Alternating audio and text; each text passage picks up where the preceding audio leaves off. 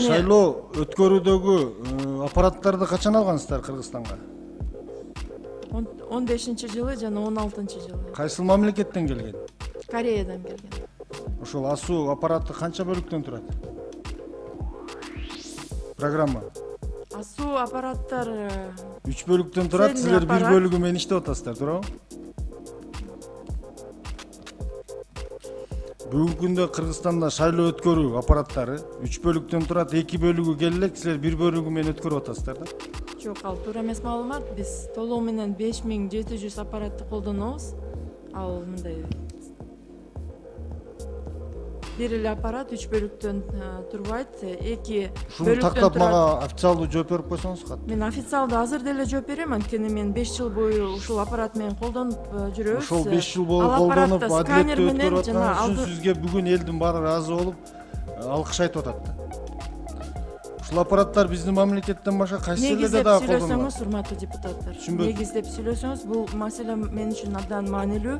Мен буга макул боло албайм. Негиздеп сүйлөгөн үчүн болбосо элди аралап барыңыз, сизге кандай баа беришет экен? Кайсыл мамлекеттерде дагы бар бул аппараттар?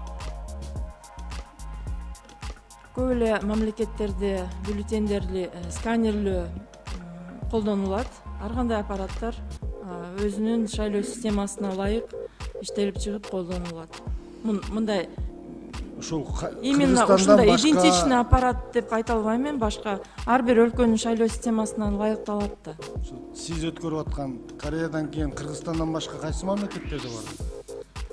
Ушуга окшогон аппарат, мындай идентичный эмес, окшогон аппараттар Россияда колдонулат. Азыр мисалы Иракта деп биздин аппаратка абдан окшош экен, колдонулат.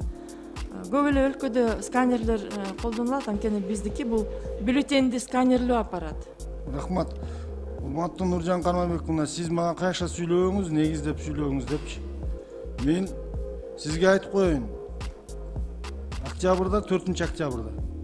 Сиз өтө адилеттүү шайлоо өткөргөнүңүздөн кийин Кыргызстанда көтөрүлүш болду. Бүгүн биримдик менен мекеним жок. Бирок Ош Бишкек шайлоолору дагы эле кайталанып атпайбы, кече көрүп атасыз. Ушул менин негиздегеним сизгечи. Партиялардын, талапкерлердин ичиндеги коррупционерлерди, партия талапкердин ичиндеги элдин канын соргон талапкерлерди четтетүү боюнча киргизип койбойлу деп атам мына мыйзамга. Отурат ушул жерде дагы азыр. Эртең дагы чыгат алар. Ошолор күздө тополоң болгонго себепчи болушат. Ошолорду азыр мыйзам менен люстрация кылып токтотпойлу деген сунушту берип атам. Ошону силер көзөмөлдөп атасыздар. Азыр мына шайлоо бүтө элек Ошто. Мэр талаш болуп атат азыр.